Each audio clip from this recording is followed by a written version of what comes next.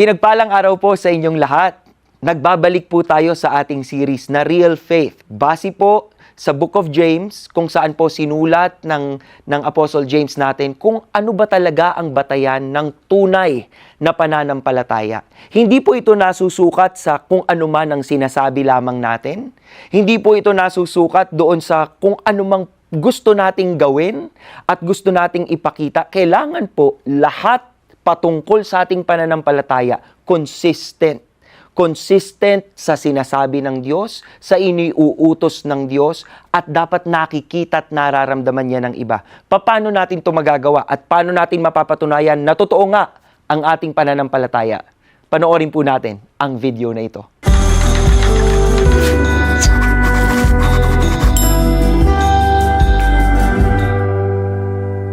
Life without Christ is like walking in total darkness.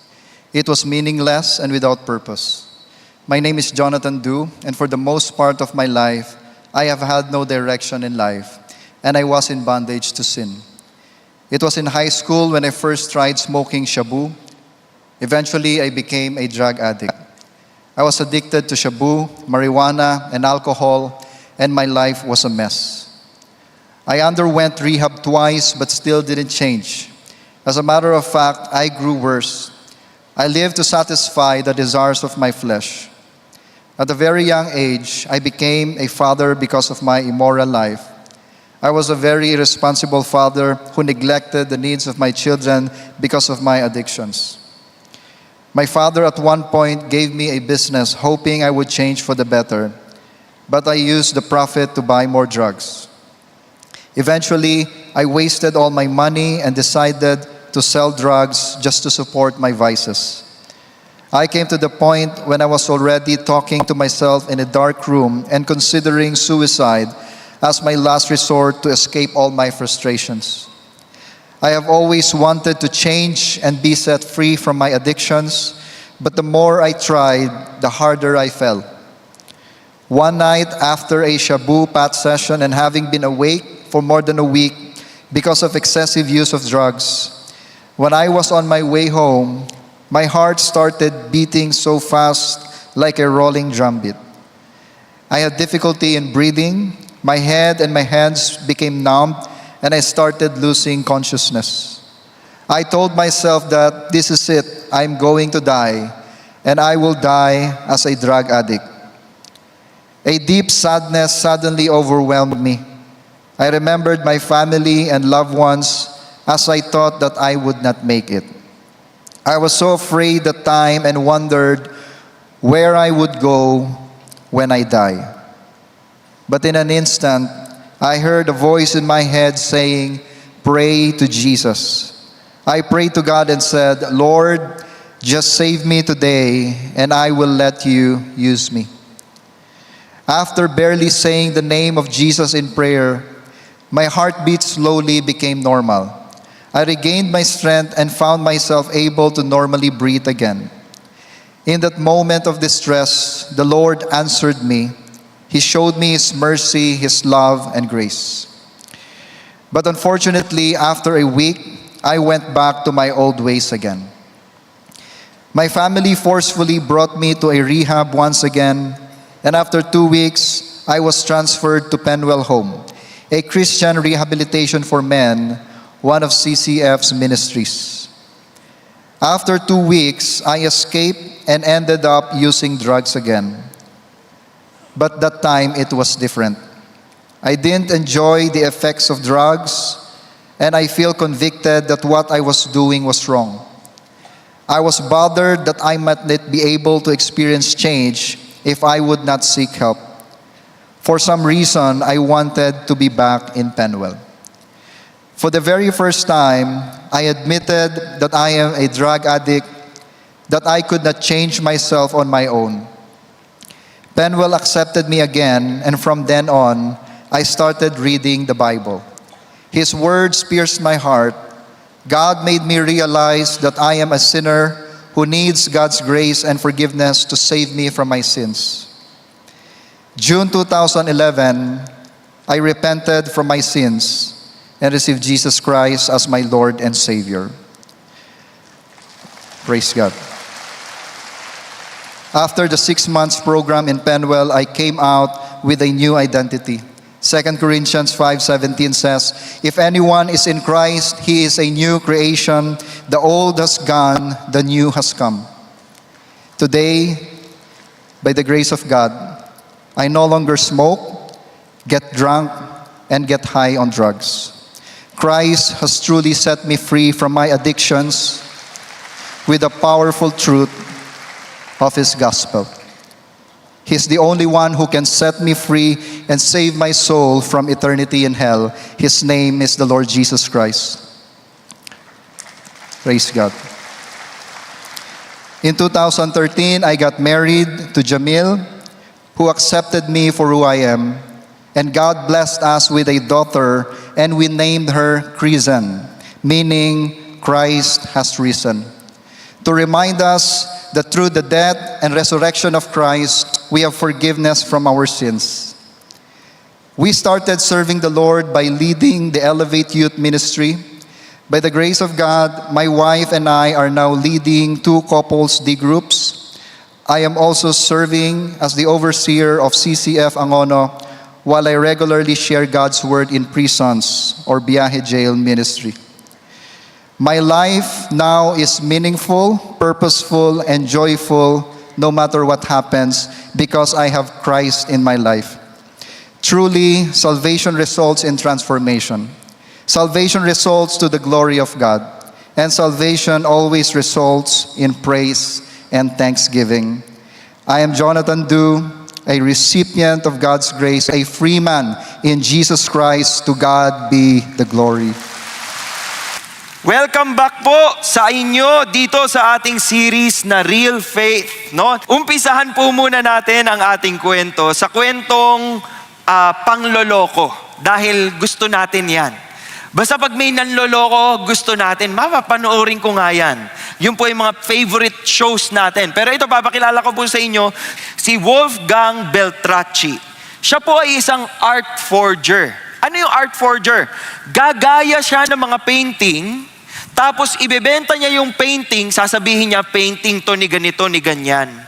Tapos may maniniwala. Ngayon, kung hindi ka magaling na painter, kahit sabihin mo, painting ni Picasso to, tas mukhang aso lang, walang bibili niyan.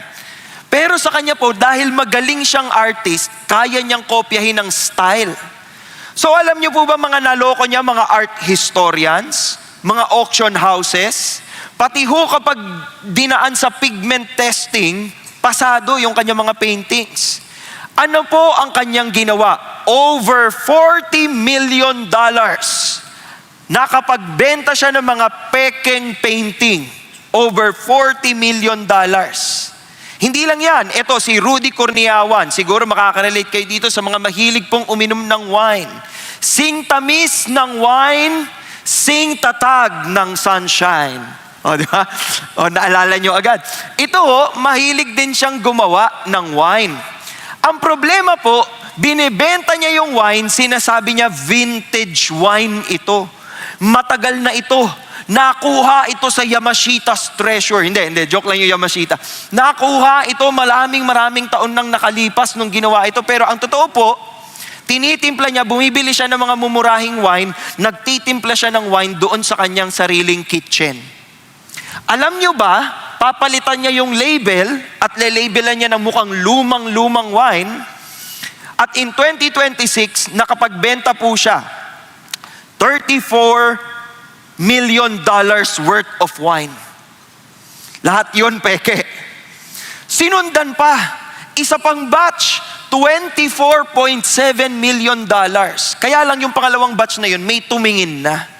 At tiningnan ng mga eksperto, lalo na ng mga may-ari ng mga wine, yung mga nagpo-produce talaga ng wine, tapos nakita niya, hindi namin to gawa. So inimbestigahan siya, nahuli siya, na-deport po siya. Kasi kapag peke ang ginagawa mo, hindi tatagal yan. Nakapag-order na ba kayo sa Shopee or sa Lazada ng peke? Na-hurt po ba kayo nung dumating na yung order ninyo? Lalong-lalo na po nung panahon ng pandemya, maraming reklamo. Anong reklamo? Umorder kami ng sopa. Umorder kami ng kama. Binenta nila yung kama kasi papalit na. Alam mo naman mga tao mayayaman di ba? Binenta na yung lamesa, binenta na yung kama kasi may darating nag-price drop. Murang-mura lang. Pagdating ho sa kanilang bahay, pang dollhouse ang lamesa at kama. Totoo po yan. 2018 to around 2021, marami pong nagre-reklamo. No? Na ganun ang nangyari sa kanila. Kaya importante pong tignan yung atin bang mga gamit original or fake. Ganon din po sa ating pananampalataya. Sinusubok po dapat ang ating faith kung ito ay totoo. Sabi ni Paul sa 2 Corinthians, test yourselves. Subukin ninyo ang inyong mga sarili kung talagang kayo ay nasa pananampalataya. If you are in the faith. Examinin ninyo yung sarili ninyo. Hindi pa pwedeng sasabihin lamang, oo, naniniwala ako. Pero paano mo malalaman? Sabi ho dito, do you not recognize this about yourselves? That Jesus Christ is in you, kasama mo ng Panginoong Jesucristo, unless indeed you fail the test. So pwede palang bumagsak. Tingnan po ang katabi, bagsakin ba? Bagsakin ba? Sana hindi. Si Jesus din po, sinabi rin po niya ito sa Matthew chapter 7. Tingnan po ninyo. Sabi ni Jesus, so then you will know them by their fruits. Malalaman ninyo kung totoo yung kanilang pananampalataya kung makikita nyo sa bunga ng kanilang buhay. Ngayon, ano yung bungang yon? Bayabas, mangga, saging. Sabi niya dito, not everyone who says to me, Lord, Lord, will enter the kingdom of heaven, but he who does. Yan, si Judas po talaga. Joke lang. He who does. Siyang gumagawa. Anong ginagawa? Yung will of my Father. Yung kagustuhan ni Lord, kung yun ang ginagawa mo, yun na, makakasiguro ka.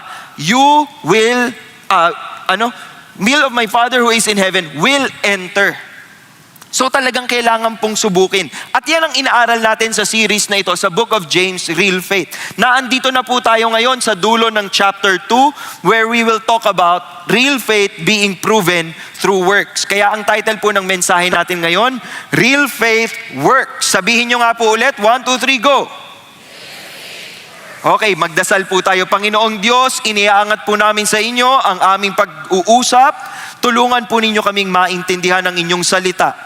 Lord, balutin mo po ang lugar na ito ng inyong banal na presensya. Nang sa gayon, marinig, maramdaman at makita namin, Panginoon, ang iyong katotohanan.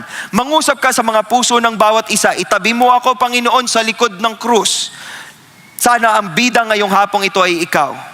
We glorify you, we worship you, and we dedicate this time to you. In Jesus' name we pray, and all God's people say, Amen and amen. May tatlo po tayong punto ngayong hapong ito para malaman natin kung paano ba talaga gumagana ang tunay at totoong pananampalataya. Una po, ang real faith, it acts, not just talks. Yung iba po sa atin mahilig lang dadalang ng dada. Diba? Hindi pwedeng puro salita lang, dapat nakikita rin. Yan po pag-uusapan natin. Surrenders, not just knows. Yung iba, oo, alam nila, kilala nila si Jesus. Pero pag tinanong mo, kaya mo bang isuko itong kasalanan na to? Ay, hindi ko pa kaya. Baka hindi mo siya talaga kilala. Baka hindi mo talaga siya sinusunod, di ba? And then pangatlo po, obeys, not just believes. Pwedeng naniniwala ka pero hindi ka sumusunod. Pero hindi yun ang batayan. Ang batayan, dapat pag naniwala ka, magbabago rin yung iyong buhay at susunod ka sa Kanya. So, yan pong pag-uusapan natin. Umpisahan natin sa verse 14. James wrote, what use is it, my brethren, if someone says, eto na, may salita na. If someone says he has faith, but he has no works, can that faith save him? Ano pong sagot ninyo? Yung iba walang sagot. Mag-isip na po tayo ngayon. Panahon na para mag-isip at gumising. Okay? Ano daw ang gamit noon o ano daw ang saysay noon kung may isang taong magsasabi, may faith ako. I have faith in Jesus. Pero hindi mo nakikita sa gawa. Gagana ba daw yung faith na yon? Yun ang tanong. O yung iba ho sa inyo nagsasabi na ng no. Bakit kaya no ang sagot natin? Tingnan natin. Kapag may nagsabi sa inyong kaibigan na, kunyari, anak ako ng artista, anong sasabihin po ninyo? Good for you? Anong sasabihin ninyo? Magtatanong kayo, di ba? Sinong artista? Si ano, tas kunyari nag-imbento siya ng pangalan. Si Luz Biminda. Luz Biminda? Sino yon? Google mo, di ba? Hahanapin mo kung artista ba yun? Ngayon, tatanungin mo, bakit? Kasi gusto mo, pag may sinabi ang isang tao, papatunayan din niya na totoo yung sinasabi niya. Sa mga malapit na po mag-Valentine's. So for sure po, marami po ditong makaka-receive ng mga bulaklak. Sa Sabado na po yan. So magpaganda na po kayo, magpa-parlor na po kayo. Okay? Kapag po kumatok sa pintuan, patingin nga ang mga kamay ng mga singles in the house, kaway-kaway, itaas ninyo para makita kayo. Yan. O yung mga singles, kapag merong mangliligaw sa inyo at sasabihin, I will cross the ocean for you. I will grow and bring you the moon. I will be your hero, your strength. Anything you need. Huwag kayong maniniwala agad. Sabihin nyo, sige, dalin mo muna dito. Di ba? Katunayan mo muna ang gagawin mo. Hindi pa pwedeng papakitang gilas ka lang sa mga salita. Kung ganun tayo katindi, maghanap ng pruweba, ganun din po sa pananampalataya. Hinahanapan din tayo ng proof. Hinahanapan din tayo ng ebidensya. Tingnan po ninyo ang halimbawa ni James. Sabi ni James dito, if a brother or sister is without clothing, okay? Talagang ang saplot niya ay marumi at manipis na saplot lamang and in need of daily food, nangangailangan ng pagkain. At yung isa daw sa inyo, one of you says to them, go in peace, be warmed and be filled. Anong sinasabi niya dyan? Kung nakakita daw kayo ng giniginaw, nakapikit, nakaganyan, nauuhaw, giniginaw, nanghihina, at nilapitan mo at sinabi mong, maghanap ka na ng takip. Oo, magpainit ka naman ng konti, ha? God bless you. Meron ka ba talagang nagawa? Sa palagay ninyo, isipin po ninyo yung katabi nyo, kulay blue na siya. Kaya pala siya hindi gumagalaw kanina pa. So, sobrang ginaw dito sa CCF. Nanigas na po siya.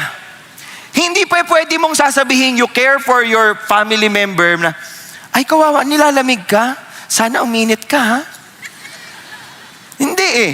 Iisipin mo, naku, nilalamig yung katabi ko. Kung may jacket ako, ito, i-extend ko yung jacket. Yung iba nga po sa inyo, may dalang kumot eh.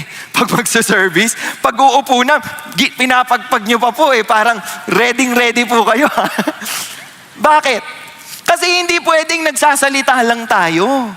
Kailangan, napapakita natin yun. Diba? So yun po yung punto dito ni James. Kaya nga sinabi niya sa verse 17 even so, pagdating sa faith, pagdating sa pananampalataya, ganun din yun. If it has no works, it is dead. Pwede daw palang patay ang iyong pananampalataya. Pwedeng walang saysay ang faith mo.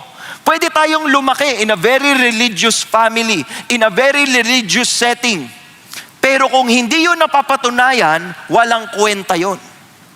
Kasi lahat ng tao pwedeng sabihin, oh, I love Jesus. Oo, pag mahal na araw nga lahat ng simbahan sinusuyod ko eh. Oo, pag Christmas, wala kaming Santa Claus. Jesus lang. Lahat ng tao pwede sabihin yon. Pero nakikita ba sa buhay? Nakikita ba sa gawa? Diba? Hindi puro dada. Dapat may gawa. Yun ang tandaan natin. Yun na lang ang message ko. Wag puro dada, dapat may gawa. Bakit? Bakit importante yan? Sabi po ni Barclay, the one thing that James cannot stand is profession without practice. Nagsasalita ka pero hindi mo sinasabuhay. Problema po yun. Words without deeds. Meron ka ngang sinasabi pero hindi nakikita sa ginagawa mo. Tingnan po ninyo itong dalawang chart na ito. Sabi po ng Formula A, faith in Jesus leads. Pero yung buhay mo naman, ang resulta mo, sinabi mo, may faith ka in Jesus, pero walang nagbago. Walang nagbago sa'yo, ganun ka pa rin. Palamura ka pa din, nangdadaya ka pa rin, nangongopya ka pa rin, may jowa ka na, jumowa ka pa ng isa pa, tumatlo ka pa, ganun ka ba kagwapo o kaganda? Hindi ko alam. Walang nagbago sa'yo. Ano nyo sabi? Dead faith daw po iyon. Ang faith na totoo, meron kang faith in Jesus, in-embrace mo yung kaligtasan, yung salvation mo, at dapat may pagbabagong nangyayari. May transformation. Yung pong sinasabi niyang good works, ito po ay resulta ng transformation. Dahil minahal mo si Jesus, sinusunod mo na si Jesus, nagbabago yung buhay mo. Tanungin po ang katabi, nagbabago ka ba? Or nagluluma siya? Hindi, joke lang. Nagbabago po yan. Ngayon, issue po ito, no? Kasi sasabihin nila, bakit by works? Hindi ba sinabi ni Apostle Paul na tayo ay naliligtas by faith? Bakit si James by works ang sinasabi? Hindi po sila magkalaban. Hindi rin po sila magkaiba ng sinasabi. Magkaiba ho sila ng pinanggagalingan. Tingnan po ninyo ang table na ito. The emphasis of Paul and James. Sabi po dito, si Paul po sa kanyang mga sulat, ang kanyang sinasabi o dinidescribe is how a person is saved. Paano ba naliligtas ang isang tao? Pero si James po, ang kanyang pinupunto, how saved people live. Paano ba dapat tayo mamuhay bilang mga nailigtas ng Panginoong Hesukristo? Si Paul po, magfo-focus on the root of salvation. Salvation is by grace, through faith. Mamaya, didiscuss natin yan. Pero si James po, ang focus niya is on the fruit of salvation, yung bunga. Ngayon, kung sinabi mong tinanggap mo ang Panginoong Hesukristo bilang Diyos at tagapagligtas, dapat namumunga. Faith is shown to be real through works. Si Paul po was against legalism. Si James po is against empty profession. Yung mga nagsasabi lang pero wala namang saysay. Yung mga nagtataas ng kamay at nagpe-praise and worship, pero paglabas ng simbahan, sanggano pa rin. Diba? Siga pa din. Wala pa ring amor sa iba. Yung po yung pinupunto niya. Si Paul, ang pinupunto niya, faith in Christ transforms. Mababago ka. If you put your faith in Jesus, you will change. Kay James po, ang sinasabi niya, kung peke ang faith na meron ka, it will bear no fruit. Kasi dead yung faith mo eh. Kaya tingnan po ninyo ito. Itong sinabi ni Apostle Paul sa Ephesians. By grace, grasya lamang ng Panginoon, biyaya ng Panginoon, awa ng Panginoon, you have been saved through what? Through faith. Inilagay mo yung pananampalataya mo kay Jesus Christ at grasya ng Panginoon yon. By faith that you trusted Jesus, nailigtas ka. And that not of yourselves. Hindi ito dahil sa inyo. It is the gift of God. Si God mismo ang nagbigay sa atin ng regalong yon. Not as a result of works, so that no one may boast. Ito napakahalaga ng verse 9. Lumaki po tayo sa bansa kung saan sinusukat ang kabaitan ng isang tao sa dami ng mabubuting ginagawa. In fact, meron po tayong paniniwala na kapag po tayo'y gumagawa ng mabuti, nababayaran natin yung ating mga kasalanan.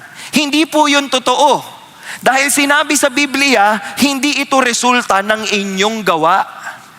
Hindi. Kahit po mag-feeding program kayo sa buong CCF, lahat ng itong 3 p.m. ay pakainin ninyo. Sa buffet.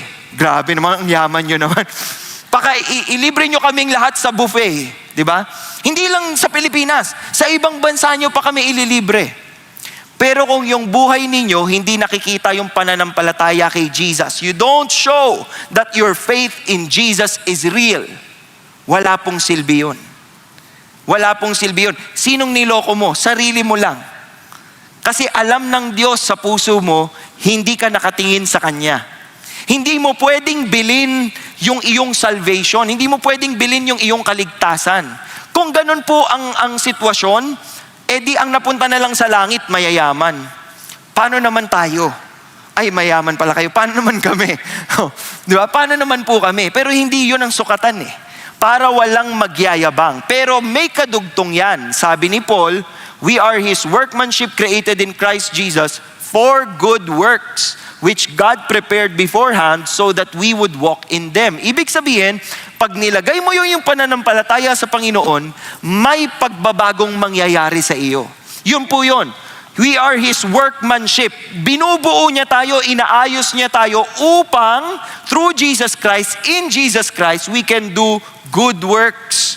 At mapapakita natin yung ating transformation. Mahalaga po itong maintindihan. Tingnan po ninyo, dito po sa simbahan natin, for example, lahat po ng ating ginagawa pag may sakuna, tumatawag ho ng tulong, ang tulong tayo. Nauuna po si tulong tayo na pumunta sa mga lugar kung saan may sakuna. Nagtutulungan po ang ating simbahan para mag-contribute po ng mga relief goods. Kaya yung iba po sa inyo pupunta dito sa basement parking. Yung basement parking po nagiging repacking station. At doon po tayo nagpapak para po merong dadaling tulong sa mga nasalanta. Bakit natin ginagawa yon? Dahil binago tayo ni Jesus Christ, kaya nating gumawa ng mabuti sa kapwa. Kasi mahal natin sila in the same way that God loves us. And we want to win them for Jesus, through Jesus. Ngayon po, sasabihin ng iba, okay, so ibig sabihin para mapatunayan ang aking pananampalataya, I need to act it out. Kailangan kong maging mabuti sa kapwa. Oo, kasi hindi mo pwedeng sabihin na meron kang faith kung hindi naman nakikita sa buhay mo. Ngayon ang sasabihin sa atin, paano yan? Baka naman maabuso kami. Di ba? Hindi nyo ba naiisip yon? Pilipino kayo, dapat alam nyo yun. Paano yan pag laging pumunta sa akin tapos wala ulit kaming pagkain? Kahapon wala rin kayong pagkain, ngayon din ulit wala. Tapos kinabukasan ulit, kumatok ulit sa bahay ninyo. Wala po ulit kaming wala talaga kahit ano. Papaubos na kasi yung sa amin eh. Di ba? Paano natin gagwardyahan naman yung ating sarili para hindi tayo maabuso? Tingnan po ninyo, si Apostle Paul, this is what he instructed kay Timothy. Si Timothy po ay isa sa mga disciples ni Apostle Paul. Tinrain niya siya, tapos ginawa niya siyang leader ng isa sa mga churches. Anong church po ang hinawakan ni Apostle Paul? CCF. Hindi, joke lang. Ang church pong kanyang hinawakan ay the Ephesian Church. The church in Ephesus. Si Timothy po ang naging leader doon. May instruction po si Paul kay Timothy. Sabi po niya, a widow is to be put on the list. Kasi meron ho silang support system. Kapag byuda na, dati po nung unang panahon, pag namatay ang asawa ng isang babae, when the husband of the woman dies, the woman becomes a widow, and then she is considered nobody. Wala siyang silbi. She has no rights, she has no function, nobody will care for her. Kasi yung asawa niya yung nag-provide para sa kanya. So, paano tutulungan yung mga widows? Look at this. Paul set standards, not less than 60 years old. Why would he say that? Kasi kung mas bata ka sa 60, kaya mo pa. So patrabahuhin muna natin sila. Not less than 60 years old. Having been the wife of one man. Ibig sabihin, may faithfulness, may loyalty. Having a reputation for good works. Mabuti, gumagawa ng mabuti. And if she has brought up children, if she has shown hospitality to strangers, ibig sabihin, you see in the life of this person, she lives out the faith. Diba? If she has assisted those in distress, if she has devoted herself to every good work, ito yung tutulungan. This is the standard, Paul is saying. Ibig sabihin po, yes, we will help, yes, we will give, we will act out, but we will also be wise. Kailangan nating tignan na para hindi siya maging abusado sa atin, kailangan pakita natin, you teach a person how to fish. Kasi kapag nagbibigay ka lang ng isda, babalik lang siya ng babalik sa'yo. Pero kung tuturuan mo siya kung anong pwede niyang gawin, diba? Matututo siya ngayon tumayo sa kanyang mga sariling paa. Yun po yung punto ni Apostle Paul. In another church, Paul also wrote sa 2 Thessalonians, tingnan po ninyo ito, magigising kayo dito. Even when we were with you, we used to give you this order. If anyone is not willing to work, he is not to eat either. Alam niyo ibig sabihin yan? Pag ayaw magtrabaho, walang kakainin. Bawal kumain. Naranasan niyo ba yan nung bata kayo? Ay, wow, you don't experience it? Because you're social? Ito po, totoo yan. Di ba sa mga simpleng pamumuhay, pag hindi kayo nagkayod, wala tayong kakainin. We will not be able to eat anything. Sabi niya, we hear that some among you are leading an undisciplined life. So hindi lang para tutulungan lang natin, kawawa naman tutulungan. Kailangan mo ring maging disiplinado para umasenso. Doing no work at all but acting like busybodies. Alam niyo po ba yung busybodies? Yung busybodies po kunyari sa bahay. Naglilinis pa ba kayo ng bahay? Yung mga natin, mga younger people natin. Naguhugas kayo ng pinggan, nagwawalis kayo. Yung busybodies po, gigising sa umaga, tatayo, tapos parang, pero naglalakad lang siya. Wala na siyang ginawa. Sana kinabitan na lang niya yung paa niya ng bunot. At least nakapagbunot siya. Alam niyo ba yung bunot? Di ba? Pero yung iba ho, parang kumbaga ang dami nilang ginagawa, pero wala naman talaga. Kinokorek din po ni Apostle Paul yon. What is he saying here? Apostle Paul is saying, yes, we have to act our faith out. Not just in our kindness, but also in our excellence. Also in the way we live our lives. Kasi ibang pangalan na yung bitbit natin. Hindi na pangalan mo. Anong pangalan mo? Pauline. Pauline, hindi na pangalan mong bitbit mo. Bitbit mo na si Jesus. Yun po yung konsepto. So, ibig sabihin, ayusin natin yung buhay. Makita sa atin that we are submitted to Jesus. Kaya nga po, yung unang panahon, sikat na sikat ang mga Christians. Alam nyo ba, na yung mga pagano is pagan. Yung mga nagwo-worship sa mga kung sino-sinong gods, yung maraming mga Diyos-Diyosan, naiinggit sila sa mga Kristiyano noon. Kasi ang bubuti ng loob. Kaya ho sinasabihan sila, oy para naman kumalat yung pagiging pagano natin, gayahin niyo yung mga Christian. Gayahin niyo yung mga Christian, mababait sila.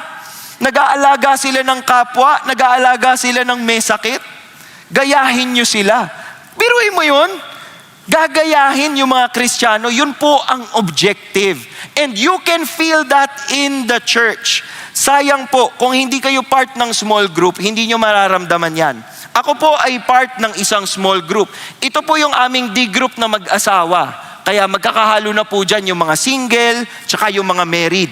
Yung mga married po namin ngayon, currently, nagfe-fellowship sila ngayon dito sa CCF.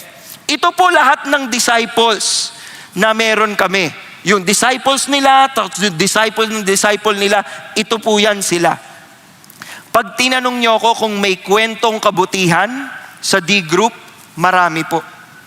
Kapag may sakit, unang tumutulong, mga ka-D group. Totoo po yan. Magpapadala ng sabaw, magpapadala ng kung anuman, tutulong ho talaga pag kailangan ho maglipat ng bahay. Okay? May pupunta, sasakay sa kotse, dadalin yung mga gamit, tulungan. Bakit? Kasi nakikita po sa ating pakikipagtulungan sa iba, sa ating pakikipagkapwa sa iba, nakikita na totoo yung pananampalataya natin. How many of you are part of a small group? Taas po kamay. Tayo nga po lahat ng mga part ng small group. So, D group leader ka or di kaya naman ay D group member ka, tayo ho kayo. Yan. Marami na hong part ng D group ngayon dito sa 3 p.m. Dati po, konti lang. Ngayon, wag ho kayong manghusga. Okay, sana tumayo kayo, part talaga kayo ng D group. Yung mga katabi po ninyong nakaupo pa, manggaling na po sa inyo ang imbitasyon. baka pwede nyo naman silang isali sa inyong D-group. So tingnan po ninyo, baka may pasok po sa inyong schedule, baka may pasok sa inyong profile para maramdaman nila na, ganito pala sa CCF, napakalaki ng church, pero magkakakilala sila kasi merong small group. Di ba? Parang hindi kayo masayang magtatanong sa mga nakaupo. Yung mga nakatayo, ngumiti kayo para maniwala sila sa inyo. Pwede ba yon? Okay, makakaupo na po kayo. Yan. Punta na ho tayo sa pangalawang punto natin. Ang pangalawang punto natin, surrenders, not just knows. Itong salitang surrender, nakakatawa ito. Kasi kapag sinabi mong surrender, parang talo. Parang lugi. Di ba? Pag sinabi mong sumuko ka, sumuko na kayo. Pag sumuko ka, talo ka. Di ba? Pero sa Christianity po, hindi ganun. Ang nakasuko sa Diyos, siya ang laging panalo. Panalo ba kayo kay Lord? Yan, ganyan dapat, church. So kung titignan po ninyo, ang sabi natin, surrenders, not just knows. Iba ho yung may alam, at saka yung nakasuko talaga sa Panginoon. Dapat tanungin po ninyo yung sarili ninyo, ako ba lagi akong nakasuko kay Lord? Or naandito lang ang relasyon namin ng Panginoon, nasa isip lang, nasa utak lang? Tingnan mo yung sinabi ni James. Someone may well say, you have faith and I have works. Show me your faith without the works and I will show you my faith by my works. Ibig sabihin po niya, napapatunayan yung pananampalataya natin by how we live. Yung works po, it encapsulates the entirety of your life. Sa buhay mo ba, paggising mo sa umaga, paglabas mo ng bahay, pagpunta mo ng opisina or school, pag-uwi mo ng bahay, pag nanood ka na ng Batang Quiapo o kung ano mang pinapanood mo, di ba? At bago ka matulog, nakita ba sa buhay mo na meron kang Diyos? Kasi kung hindi kita sa buhay mo, baka wala kang Diyos. Bakit hindi halata? Tingnan nyo, sinubok tayo ni James. Sabi ni James, you believe that God is one. You do well. Okay yan. The demons also believe and shudder. Anong sinasabi ni James? Pag tinanong mo ang tao, naniniwala ka ba sa Diyos? At sumagot siya sa iyong oo. Wala siyang pinagkaiba sa mga demonyo din. Kasi yung mga demonyo din, naniniwala din sila sa Diyos. Naniniwala sila. Kaya nga, tingnan nyo, the demons also believe, nangangatog pa nga. If you open your Bibles to Mark chapter 5 verse 7, yung tao pong nasaniban ni Legion, ibig sabihin, grupo sila ng mga demonyo. Nung nakita nila si Jesus Christ, anong sabi nila? What business do we have of each other? Jesus, Son of the Most High God. I implore you by God. Gumagamit pa ng God. I implore you by God. Do not torment me. Kilala nila si Jesus. Yung mga demonyong ito naniniwalat nangangatog pa, may takot pa sa Diyos.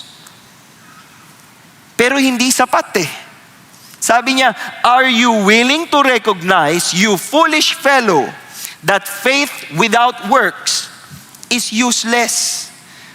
Kasi po, madali lang sabihing naniniwala tayo. Diba?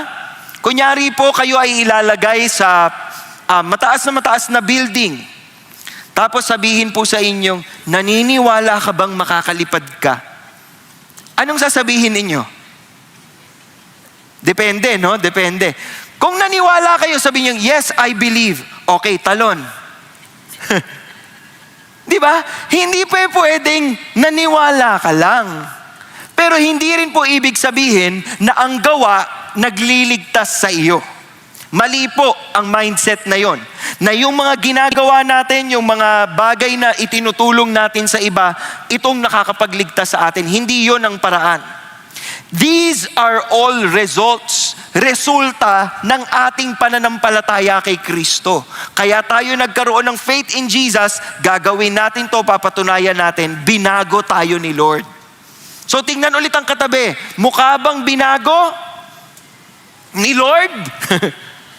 Amen. Yung iba hindi maka-amen. Dapat po, tayo ay binago ni Lord.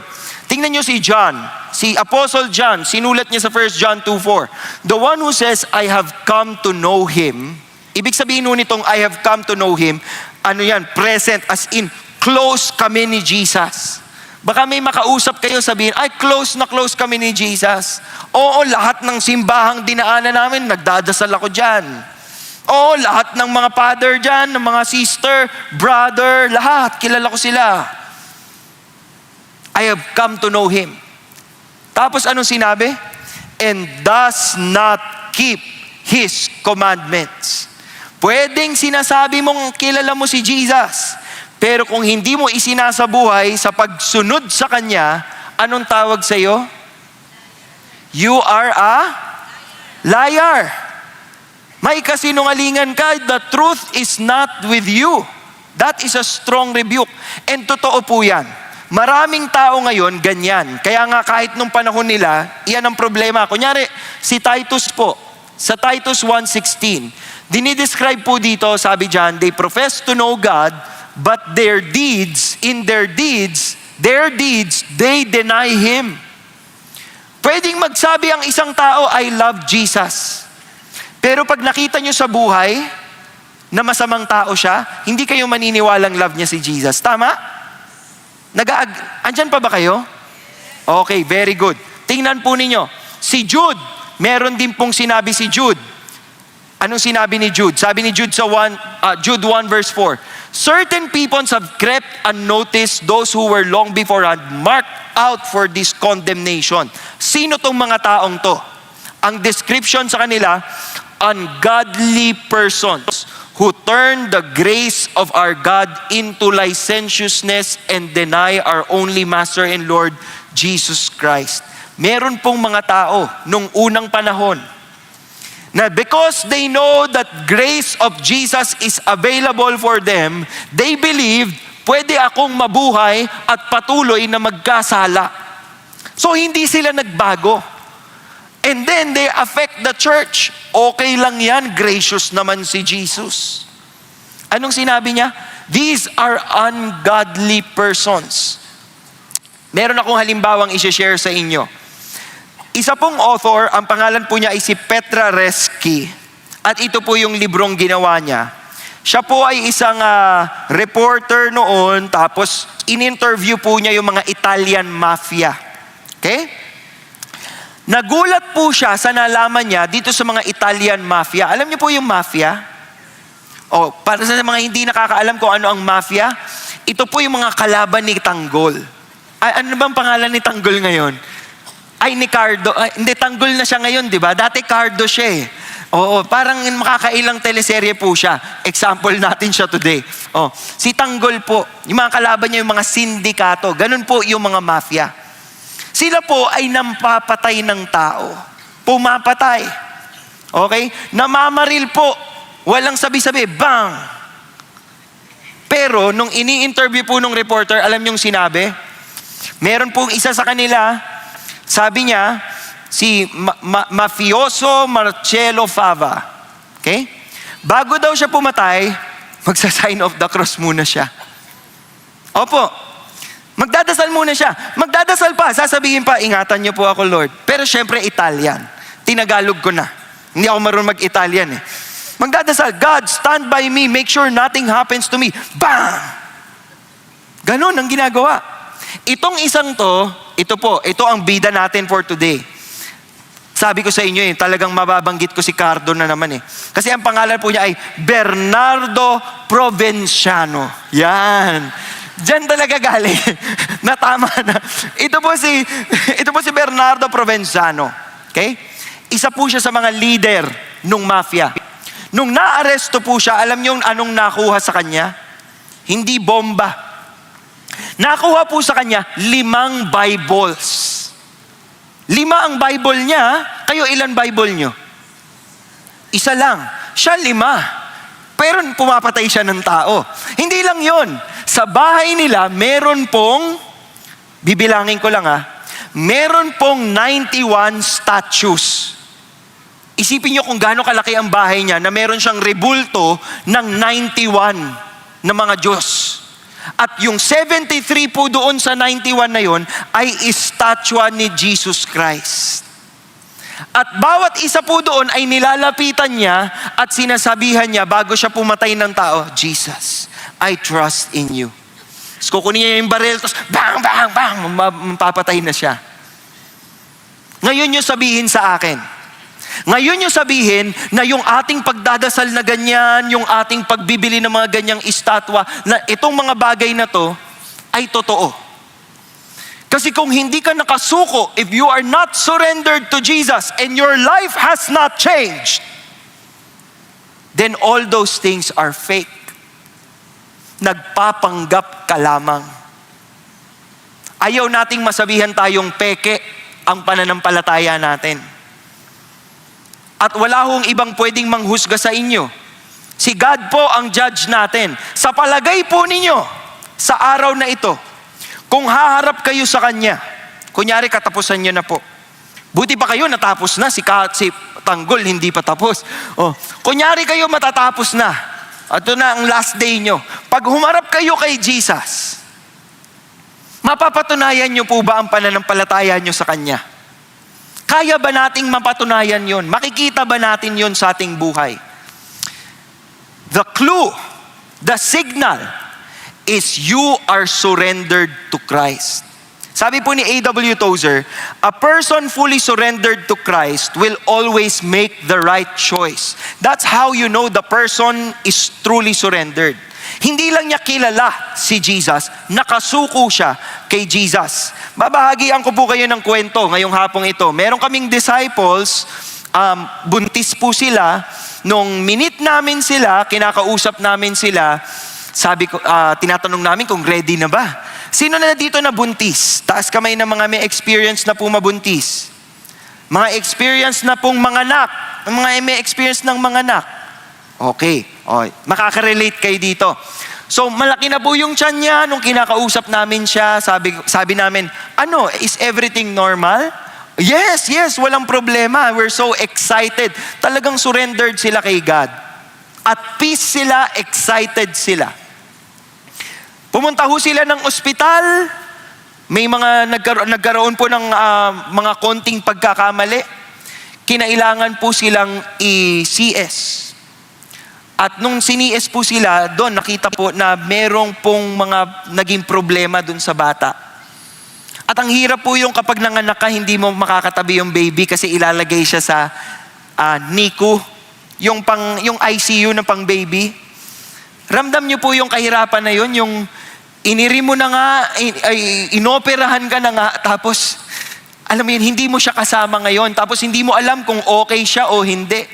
Nung pinuntahan po namin sila sa ospital, a lot of tears were shed. Nag-iiyakan po kami, yung lalaki po, yung asawa, umiiyak din siya, yung nanay, umiiyak din po siya. Pero sa mga iyak at luha nila, wala pong sinasabi na galit sila sa Panginoon. Wala pong sinasabi na pagtatanong or di kaya naman sama ng loob sa Diyos.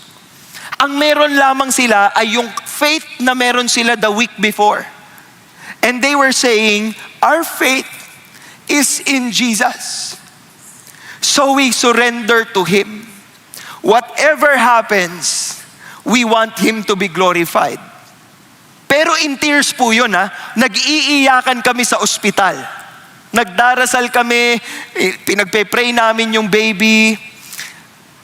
That's what surrendered faith is all about.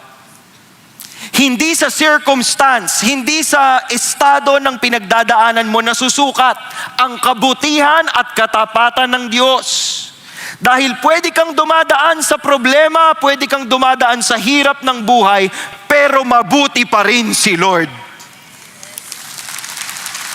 Buhay pa rin ang Panginoon.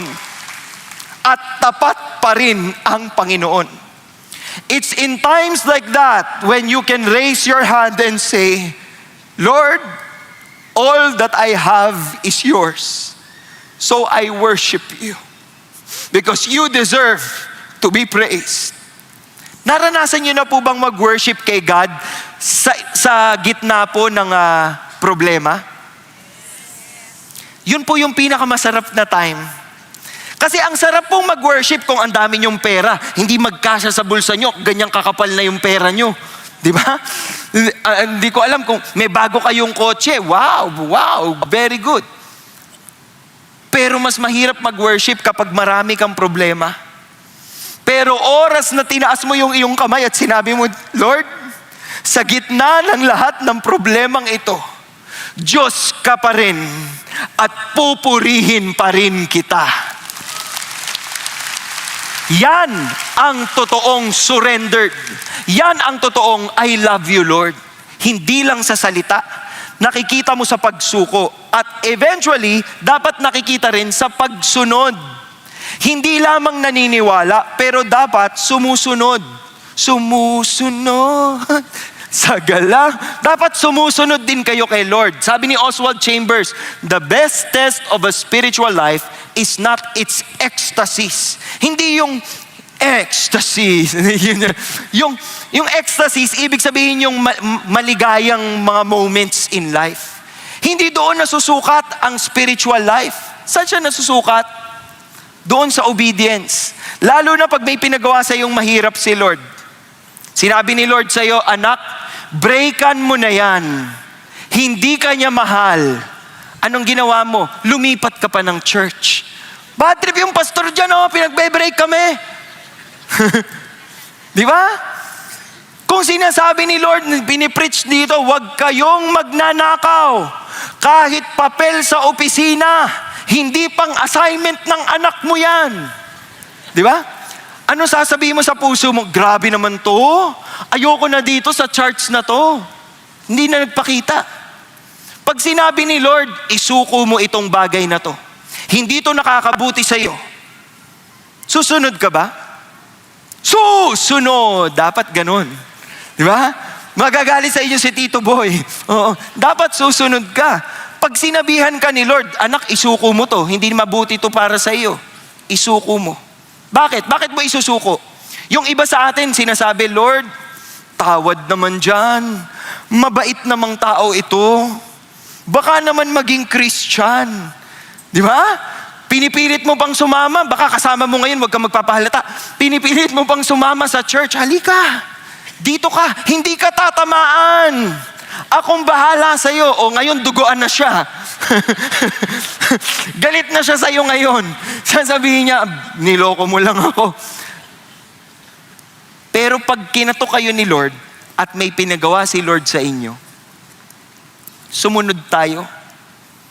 I can say this because I've been with CCF for a long time already. It was in CCF St. Francis Square when God rebuked me, kasama ko yung aking dating jowa, nagtataas pa kami ng kamay, mga praise and worship, ganyan pa. Nangusap ang Diyos sa puso ko, sabi, anak, mag-break kayo. Dahil hindi kayo pure, mali ang inyong ginagawa. At sinabi ko sa iyo, dapat ang iyong magiging asawa ay believer, follower ko. Alam nyo, habang nakataas yung kamay kong ganun, lumuha ako. Tapos unti-unting bumaba yung kamay ko. Tapos inawakan ko yung kamay niya. Binaba ko rin yung kamay niya. Dito ka lang. Pinagbe-break tayo ni Lord. Hindi ko sinabi. Yun ang mali ko. Hindi ko sinabi. Pinilit ko pa rin. Tinuloy ko pa rin. O, di ba?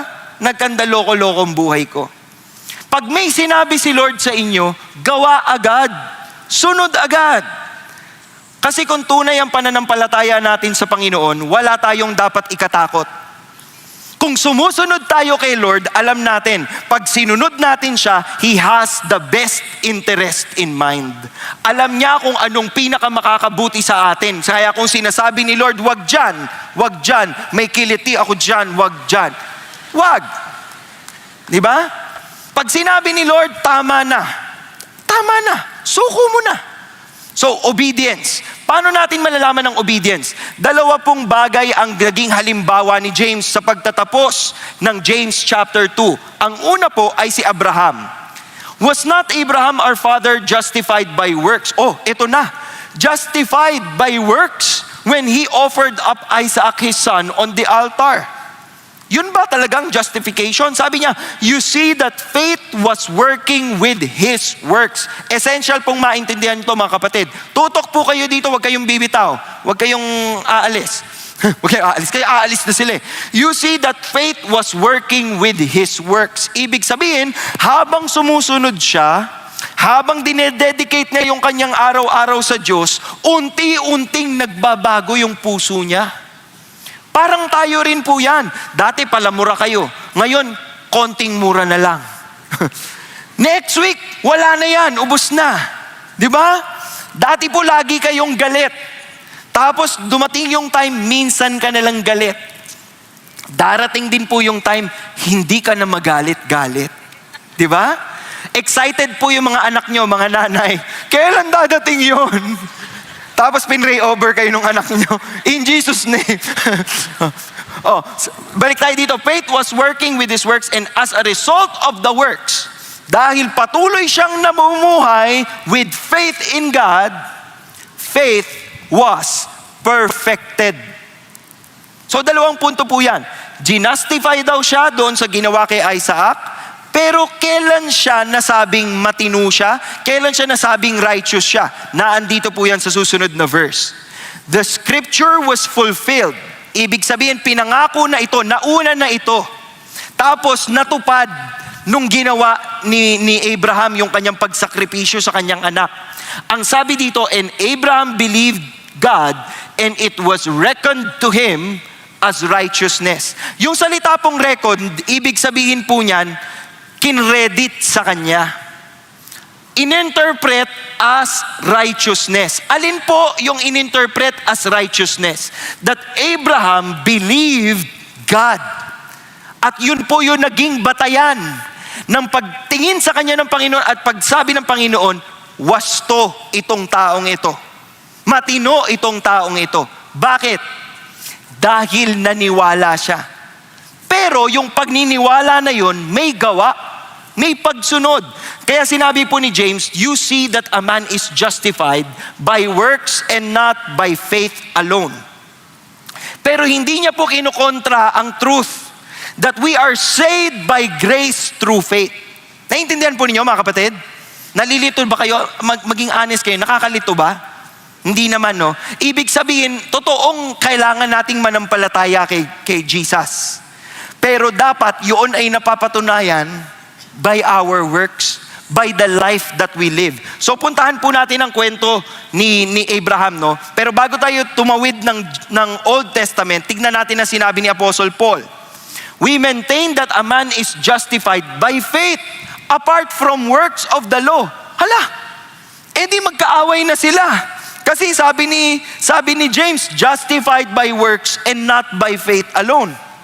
Dito sinabi, a man is justified by faith apart from works. Sino sa kanilang nagsasabi ng totoo? Diba? Tingnan natin, Romans 4:2-3. If Abraham was justified by works, meron siyang pwedeng ipagyabang. Diba? Kaya po yung mga nagdadasal, yung pong mga nag-aalay, yung pong mga uma-attend ng service simula umaga hanggang gabi, etc., etc. Pagharap nila sa Panginoon, hindi yon ang batayan. Hindi nila pwedeng sabihin, nag-pray ako dito sa church na ito, tsaka sa church na ito, tsaka sa church na ito, tsaka sa church na ito. Hindi yun ang hinahanap ko. Yun ang sasabihin ni Lord. Wala tayong pwedeng ipagyabang sa Kanya. For what does the scripture says? Say, Abraham believed God and it was credited to him as righteousness. Yun pong pagbibigay kay Abraham ng righteousness ay nangyari sa punto ng kanyang paniniwala at pagtitiwala sa Panginoon. Doon siya kinilala bilang righteous. Now, to the one who works, his wage is not credited as a favor. Ito pong favor, ang ibig sabihin niyan ay grace. Hindi na grace yun. Kung ito ay pinagtrabahuhan mo, sweldo ang tawag dyan. Sino sa inyong sumisweldo dito? Taas po kamay ng sumisweldo. Taas po ang kamay. Sige lang. Para malaman natin kung sino man lilibre sa atin. Okay. Yung mga sumisweldo po, di ba? Tuwing kailan kayo sumisweldo, 15 katapusan, normally. Yung iba po, 10, 20. Wow, may weekly. Iba na pala ang mga swelduhan ngayon, ha? Weekly kayong mayaman. Wala kayong ora de peligro. O, may weekly, may bi-monthly, may monthly din na sweldo. Oo. Pag kayo'y sinweldohan, hindi dahil mabait yung inyong kumpanya. Bayad yun sa inambag nyong trabaho. Naintindihan nyo? Pero, kapag napakagaling po ninyo sa inyong trabaho, na nabili nyo, nakuha nyo yung isang business, napasok nyo dun sa inyong kumpanya, binibigyan kayo ng bonus. Di ba? At yun, walang magsasabi kung magkano yun, basta bonus yun. Yun ay grace. In-extend sa iyo ng kumpanya. Yun po ang ibig sabihin nito. Kung tinatrabaho natin ang ating pananampalataya, ang blessing na nakukuha natin ay bayad sa mga gawa. Hindi po yun ang hanap natin. Sabi dito, but to the one who does not work, but believes in Him who justifies the ungodly, his faith is credited to him as righteousness. Paano ba na-credit ang righteousness kay Abraham? Kailangan nyo pong magbasa ng Old Testament. Babalikan natin ang Genesis 15. Sa puntong ito, ang pangalan ni Abraham ay Abram pa lamang. Hindi pa siya Abraham. Okay? After these things, the Lord came to Abram in a vision saying, do not fear, huwag kang matakot, I am a shield to you. Your reward shall be very great. Anong ibig sabihin ng your reward shall be very great?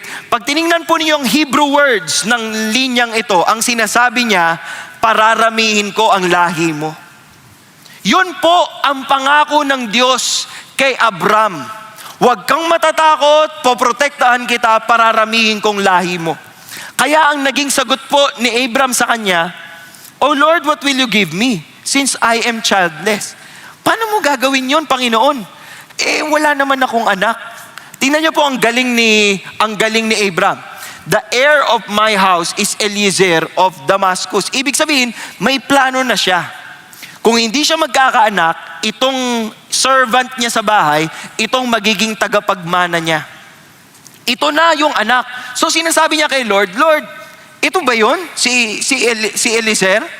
Ito bang magmamana? Sabi ni Abraham, since you have given no offspring to me, hindi mo ako binigyan ng anak, Lord, di yung anak na lang ng mga tao sa bahay namin, yun na lang po ang aking tagapagmana. Anong sabi ni God sa kanya? This man will not be your heir, but one who will come forth from your own body, he shall be your heir. Manggagaling sa iyo ang punla. Ikaw ang panggagalingan. Anak mo talaga. Yun po ang sinasabi ni God. Tapos anong pinagawa ni Lord sa kanya? Pinalabas siya. Sabi niya, tumingin ka sa langit. Tumingin ka lang sa langit. Yan. Tapos, magbilang ka ng stars. Magbilang ka ng stars. Kung kaya mo. Alam niyo po ba kung ilang stars ang kayang bilangin ng ating mga mata? Natry niyo na ba magbilang ng stars? Yung iba po nagbibilang na ng stars, nakapikit, gisingin po ninyo katabi ninyo. Baka nalilito na siya sa mga stars. Oo. So, paano to? Count the stars if you are able to count them. You can count around 5,000, close to 9,000. Kung gagalingan mo talaga at walang polusyon, hindi nyo na kaya magbilang dito sa Maynila. Wala nang stars sa gabi. Usok na lang makikita ninyo. Pero kung nandun ho kayo sa mga kabundukan, maaliwalas ang langit, pwede kayong magbilang ng mga bituin sa langit. Pero hindi pa yun lahat. Kasi yung nakikita mo lang, yung kaya lang ng mata. Pero marami pang bituin na hindi kayang makita ng mata kasi masyadong malayo. So ang punto ni God, sobrang dami nung ibibigay kong blessing sa'yo. So shall your descendants be. Habang sinasabi to ni God kay Abraham, nung panahon na ito, ano sa palagay niyong dapat reply ni Abraham? Tinitignan niya yung mga bituin sa langit. 1, 2, 3, 4, 5, 6. Totoo, Lord? Oo, totoo. 5, 6, 7, 8, 9, 10, 11, 12, 13, 14, 15, 16, 17, 18, 19. God, totoo ba? Oo nga, totoo nga. Siguro nasa 1,000, 1,000, 2,003, ganyan. Tuloy-tuloy pa rin. Hindi pa rin siya tapos magbilang. Anong sasabihin ni Abraham kay God? Joke time naman to si Lord eh. Alam niyo sinabi niya? Eto, mamamangha kayo. He believed in the Lord. Hindi na ho siya nagbilang. Tumingala na lang siya at sinabi niya, sinabi ni Lord, tutuparin ni Lord. Pinangako ng Diyos, gagawin ng Diyos. And when he believed, it was reckoned, it was credited to him as righteousness. Nung pangapanahon pong yan, si Abraham po, by Genesis chapter 15, ay mga 80 to 86 years old na. Genesis 12 po, siya po ay 75. Around Genesis 15, mga 80 to 86 years old po. Wala pa rin siyang anak. Magkakaroon pa lamang po si Abraham ng anak sa Genesis 21. At ilang taon siya nung siya'y nagkaanak? 100, hindi 1,000. May nag-1,000. Oo, 100 years old po. Nung nagkaroon sila ng anak, nung pinanganak si Isaac. Kaya pagdating po natin ng Genesis 22, di ba, yung kwentong yon, that's around 40, 45 years in between. At anong pinagawa ni Lord sa kanya? Si Isaac po nitong mga panahon na to ay matanda na. Mga 25 to 30. Or 35 to 36, 37. Ganyan po ang edad. Anong pinagawa ni Lord kay Abraham? Now it came about after these things, God tested Abraham. Sinubok niya. Kahit loyal si Abraham, sinubok pa rin siya ng Panginoon. Kung papatunayan kasi niya kung totoo ang kanyang pananampalataya. He said to him, Abraham, and he said, here I am. Here I am, the one that you love. And then he said, take now your son, your only son, whom you love. That's the first time the word love appeared in the Bible. First time that the word love was used in the Bible, it described the relationship of a father to a son. Abraham loved his son so much. Si Isaac. Anong pinagawa ni Lord sa kanya? Go to the land of Moriah and offer him there as a burnt offering. Ialay mo sa akin yung iyong anak. Kung kayo po si Abraham, gagawin niyo po ba yan? Tapos yung mga nanay dito, oo, kahit yung 3 pa. Bad trip pala kayo sa anak no? Hindi. Ang hirap niya na, ang tagal mo pinagdasal. Bata ka pa lang, sinabi na ni Lord, magkakaanak ka, 100 ka na nung nagkaanak ka. Tapos sasabihin ni Lord, after 20 years, 30 years, i-offer mo sa akin yung anak mo. Gagawin nyo ba? Kay Abraham, nag-mature ang kanyang faith. Nag-progress ang kanyang faith. Kaya anong ginawa niya? Abraham rose early in the morning, saddled his donkey, and took 2 of his young men with him and Isaac his son. Hindi po binanggit kung nagpaalam si Abraham kay Sarah.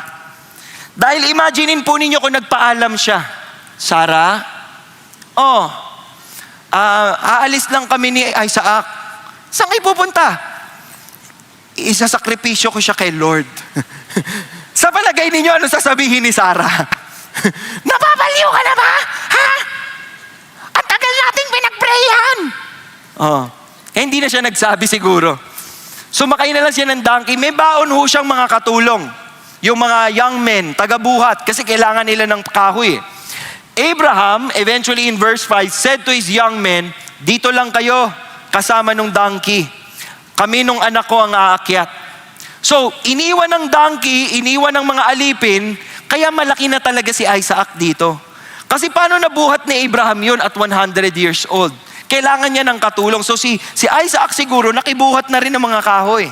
Wala siyang kamalay-malay. Basta okay lang, sunod lang siya. Anong ginawa? Abraham took the wood of the burnt offering, laid it on Isaac his son. Pagkatapos, kinuha po yung took in his hand the fire and the knife. Tapos naglakad sila. Anak, halika na, akyat na tayo. Magsasacrifice tayo kay Lord. So si Isaac bubuhat yung mga kahoy, nagtataka siya. Parang kulang kami. Sabi niya, my father, My father, sabi niya, o bakit? Behold, the fire and the wood. Where is the lamb? Ready na po tayong mag-sacrifice, oh. Andito na lahat. Nasaan po ang isa-sacrifice natin? Anong sagot ni Abraham kay Isaac? Sheneng, ikaw! hindi siya gumanon. hindi sinabi ni Abraham sa kanya na, anak, ikaw ang pag-ibig na binig. Hindi rin. Anong sinabi ni Abraham kay Isaac? God will provide for himself the lamb for the burnt offering, my son. Alam niya sa sarili niya ang pinapagawa ng Diyos sa kanya, ilagay mo si Isaac doon, isakripisyo mo siya. Pero habang pumapanik siya dahil may tiwala siya sa Panginoon, at matibay ang kanyang pagtitiwala kay God, paakyat sila, ang sinabi niya, anak, ibibigay ni God ang tupa. Ibibigay ni God ang sakripisyo. Siguro, nung time na yon, nagpe-pray siya sa utak niya, Lord, please, sana may makasalubong kami dito. Walang gumaganon. Tahimik lang. So, binabagalan na siguro ni Abraham yung pag-akyat niya. Sabi ni Isaac, ang bagal na ng tatay ko, mahina na siguro to. Ang gulat niya, pagdating nila doon, tinali siya. Ayan o, Abraham built the altar and arranged the wood. Tapos, ang tinali, si Isaac.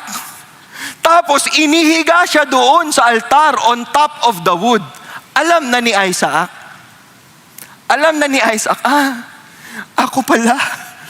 Ako palang sakripisyo mo. Bakit? Di ba? Sa New Testament po, dinescribe kung ano itong mga nangyari dito. At napakaganda ng description sa Hebrews. By faith, Abraham, when he was tested, offered up Isaac. And he who had received the promises was offering up his only begotten son. Ito ay katuparan ng pangako ng Diyos sa kanya. Pero sa kabila ng fact na yun, if God asks me to offer this, I will offer this to God. By faith. It was he to whom it was said, in Isaac your descendants shall be called. Anong ibig sabihin yan? Tingnan po niyo ito. Sa utak ni Abraham, habang sinasakripisyo niya si Isaac, ang sabi niya, sabi ng Diyos, dadami ang lahi ko galing kay Isaac. So, ibig sabihin, kung isakripisyo ko siya dito, ibabalik siya ng Panginoon. Dahil hindi pwedeng hindi to pa rin ng Diyos ang pangako niya. Ganon kabuo ang pananampalataya ni Abraham sa Panginoon. Tingnan niyo po ang sinabi sa Hebrews 11:19. Kaya magugulat talaga kayo sa napakaganda talaga ng Bible eh. He considered that God is able, kaya niyang pabangunin ang mga taong namatay, from which He also received him back as a type. Ibig sabihin, nung isasakripisyo niya na si Isaac at nakataas na ang punyal, ano bang English ng punyal? Knife. Nakataas na ang knife at papatayin na niya si Isaac at susunugin na niya. Ang nasa utak ni Abraham, kung mamatay ang anak ko dito, ibabalik to ni Lord. Dahil nangako siya, I will put my faith in Him. Naka-ready po si Abraham na gawin ang pinapagawa ni Lord. Hindi ko sinabing isakripisyo niyo yung mga anak ninyo ngayong gabi. Oo po. Wala hong tinuturong ganyan dito sa CCF. Ang picture pong tinuturo sa atin sa buhay ni Abraham at ng kanyang anak na si Isaac ay ito. Na kanino ka nakatingin? Nakatingin ka ba sa pagpapala? O nakatingin ka sa nagbibigay ng pagpapala? Dahil doon masusubok mo ang tunay na katapatan at ang tunay na pananampalataya. Kaya nga ho sinabi sa Hebrews 11:6, without faith it is impossible to please Him, for he who comes to God must believe that He is, and that He is a rewarder for those who seek Him. Hindi lang po si Abraham ang halimbawa. Malapit na ho tayo matapos. James 2:25, si Rahab po. Kilala niyo si Rahab? Dyan po galing si Jonathan sa Rahab. Hindi, joke lang. Joke lang, Jonathan ha. Si Rahab po, Rahab yung pangalan niya. Rahab the harlot. Foreigner po ito. Hindi ito parte ng lahi ni Abraham. She was also justified by works. Paano? Ano ba nangyari? Tingnan ninyo nangyari ha. Nung sumugod po ang mga spies, nagtago po ang mga spies sa Jericho at pumasok sila sa bahay ni Rahab who is a harlot at dun sila nagtago. Ngayon nagkaroon ng pag-uusap sila Joshua at saka si Rahab. Sabi po ni Rahab, I know that the Lord has given you the land. Alam ko, binigay na kami sa inyo ng Panginoon. The terror of you has fallen on us. All the inhabitants of the land have melted away before you. Kasi, bakit? Narinig namin what the Lord did when He dried up the water of the Red Sea before you when you came out of Egypt. Alam nila. Alam ni Rahab, iba ang Diyos ng mga taong ito. Totoo, buhay ang Diyos ng mga taong ito. And so what did she say? When we heard it, our hearts melted. No courage remained in any man any longer because of you. For the Lord your God, He is God in heaven above and on earth beneath. Naniwala siya agad. Kaya niya tinago sila Joshua. Ang Diyos niyo, totoong Diyos. Kaya itong pakiusap ko. Ano sinabi niya? Swear to me by the Lord, dahil mabait ako sa inyo, maging mabait din kayo sa amin at sa pamilya ko. Give me a pledge of truth. Spare my father and my mother and my brothers and my sisters. Dito po nanggaling yung nanay, tatay. Joke lang. With all who belong to them and deliver our lives from death. Iligtas nyo kami. Dahil naniniwala kami sa Diyos na meron kayo. And that's what happened. In Joshua 2:17 to 18, okay. Pagsugod namin dito, pag may nakita kaming cord of scarlet thread in the window through which you had let us down, dahil pinatakas niya sila, gather to yourself into the house, your father, your mother, your brother, and all your father's household. Lahat ng kamag-anak nyo, itipunin nyo sila dyan sa bahay. At yun nga po ang nangyari. Nung sumugod, nung nagiba ang pader ng Jericho, pagsugod nila, may bintana doon na merong pulang tali.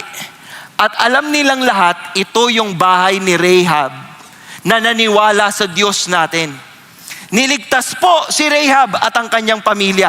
Alam nyo ba, si Rahab ay naging parte ng Israel. In fact, kasama po si Rahab sa genealogy o lahi ni Jesus Christ. Yes, pag binasa nyo ang genealogy ni Jesus Christ, isa sa mga pangalang makikita nyo doon ay si Rahab. Si Rahab na nasa labas, si Rahab na tagalabas, si Rahab na hindi lahi ni Israel, pero na i-welcome sa pamilya ng Panginoon dahil siya'y nanampalataya. Nakikita po natin buhay ang pananampalataya niya. Kaya ang paalala ni James sa pagtatapos ng James chapter 2, just as the body without the spirit is dead, so also faith without works is dead. Ladies and gentlemen, brothers and sisters, this afternoon we are reminded, real faith works.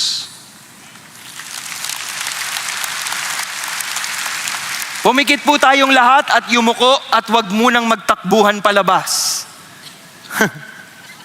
Magdasal po tayo. Let us put ourselves in the most holy presence of God. Our dear Heavenly Father, we thank you. We thank you for the reminders that you have given us today. Salamat o Diyos sa inyong kabutihan. Salamat o Diyos sa inyong katapatan. Nagpapasalamat kami o Diyos dahil pinaliwanag niyo sa amin ngayon na ang aming pananampalataya ay dapat nakikita sa aming pamumuhay. We pray, Lord, that you will empower all of us to live out this faith and prove to you and to the people na totoo ang aming pagtitiwala at pananampalataya sa iyo. Ngayon habang tayo'y nagdarasal, baka hindi ka pa tunay na nananampalataya. You haven't really surrendered yourself to Jesus. I will give you an opportunity today. If you find it in your heart, alam mo sa puso mo, na may kulang, na may pagkakamali, na may something pa, na hindi ka pa naisuko sa Diyos, pagdesisyonan mo ngayong araw na ito na sumuko sa Kanya.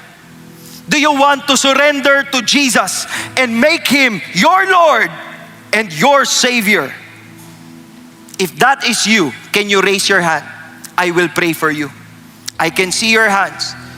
Kung nagda-doubt ka pa, hindi ka pa sure, hindi mo alam kung totoo, hindi mo alam kung sa'yo ba talaga tong mensaheng ito at nangungusap si Lord sa'yo ngayon, ikaw, oo, sumuko ka sa akin. Ibigay mo sa akin ang buhay mo. Huwag mong ibigay ang buhay mo sa kung sino-sino lamang. Huwag mong ibigay ang buhay mo sa pera. Huwag mong ibigay ang buhay mo sa mga pangarap lamang. Ibigay mo sa akin. Hawak ko ang buhay mo. If you entrust your life to God, I want you to stand. Sige, yung mga nagtaas po ng kamay, tumayo po kayo para mas makita ko kayo. Lord, you see the hearts of the people who are standing up today. You know the problems, you know the challenges in their hearts, but it is our prayer today. You pray this in your hearts. Lord, we surrender to you. Today, we declare, Ikaw ang Diyos ng aming buhay, Ikaw ang masusunod, Ikaw ang maglilid sa amin sa araw-araw. Hindi lamang ka namin kinikilala bilang Diyos, but today, Jesus Christ, we acknowledge you as our Savior. So we ask that you forgive us of our sins, that you cleanse us of our iniquities. Patawarin mo kami sa aming mga nagawang pagkakamalit, mga kasalanan. Tubusin mo kami ng iyong banal na dugo, O Diyos, at iparamdam mo sa amin na kami ay iyo na at hindi mo kami bibitawan. Anyayahan ko rin pong tumayo ang lahat sa atin ngayon. At sa inyong pagtayo, kayo rin po ay nagsasabi, Diyos, sa iyo ang buhay ko. Sa iyo ang papuri ko. Sa iyo ang pasasalamat ko. Magliwanag ka, O Diyos, sa aming mga buhay. And allow people to see and experience the power of your grace, the power of your love. We put our faith in you and we worship you because all these things we get because you are a faithful God. Panginoon, purihin at sambahin ang pangalan mo. Magliwanag ka sa aming lahat. In Jesus' name we pray. Amen and amen.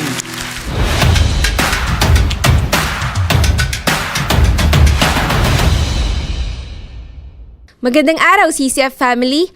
Welcome to Sunday Fast Track, where you ask real-life questions and we give you biblical truths. Ako po si Gerald Orgasan Vidal from Big Exalt Ministry at ngayon po ay kasama po natin ang atin pong speaker na si Pastor Paul De Vera upang sagutin ang ilan sa inyong mga katanungan. Magandang araw po, Pastor Paul. Kamusta po kayo? Okay naman tayo? Praise God po. Handa na po ba kayo sa mga katanungan namin, Pastor? Game na. Okay. So, para po sa ating unang katanungan, paano po ba natin masasabi kung ang isang tao ay pakitang tao lamang o siya po ay talagang gumagawa ng kabutihan?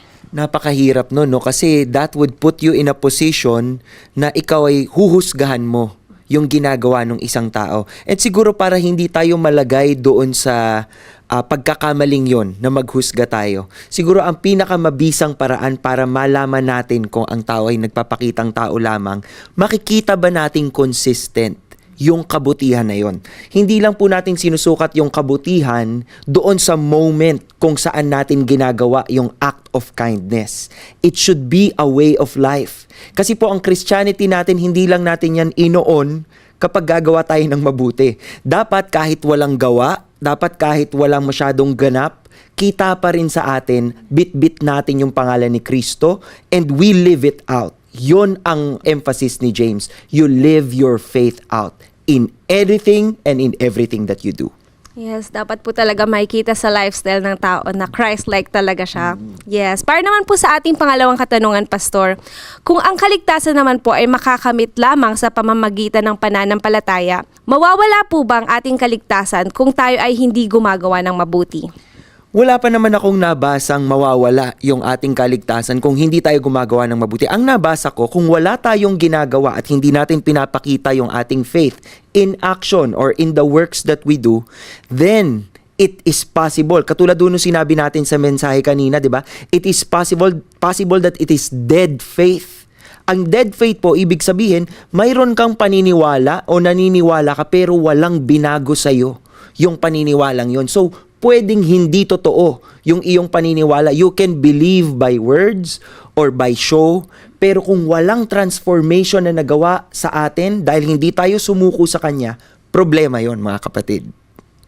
Yes. And para naman po sa ating pangatlong katanungan, Pastor, kung ang paggawa ng mabuti ang magpapatunay na ang aming pananampalataya ay totoo, paano namin po may iwasan maging legalistic o maging performative po ang aming mga pananampalataya?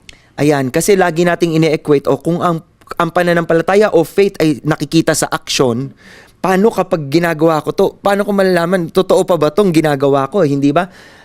Every time you do something good, and every time you do something as an act of kindness, you remember this, God looks at the heart. Ang sinusukat ng Panginoon ay hindi yung paggawa mo ng mabuti, kundi ano yung nagbibigay ng gana doon sa iyong ginagawa. And that tells us, faith, again, is a way of life. Whether you are doing something or wala kang ginagawa, your faith is solid in the Lord. You're walking in step, in sync with Him, yon ang iyong magiging basihan. Hindi sa dami o konti ng ginagawa. Because at the end of the day, we are saved by grace through faith. And that not of ourselves, it is a gift of God para walang magyayabang sa atin.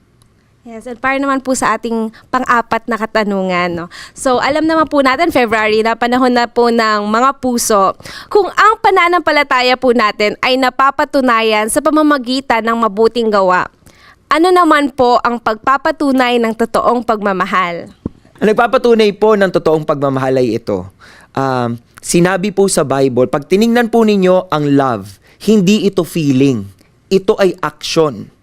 When you love something, you will do something for that, 'di ba? At yung pagmamahal natin sa Panginoon ay talagang natatranslate into action eh. 'Di ba? Kaya nga love is patient, kind, lahat ito ay hindi lang feelings eh. It is action. So ganun din, pagpapatunayan nating totoo yung pagmamahal natin, nakikita ba yan sa ating mga ginagawa?